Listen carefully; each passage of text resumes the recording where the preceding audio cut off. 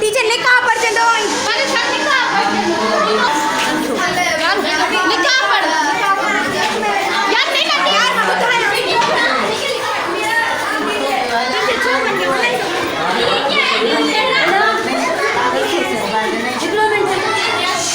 सब चुप करो तो निकाल जाओ बोल साफ साफ उधर में आप चुप करो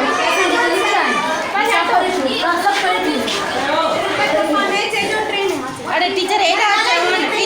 अजरक सज्जा एटा कराए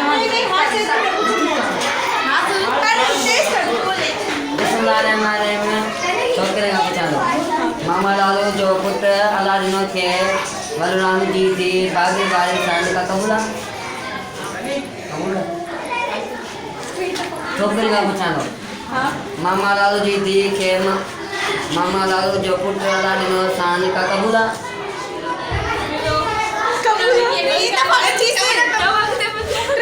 सांड का कबूला हक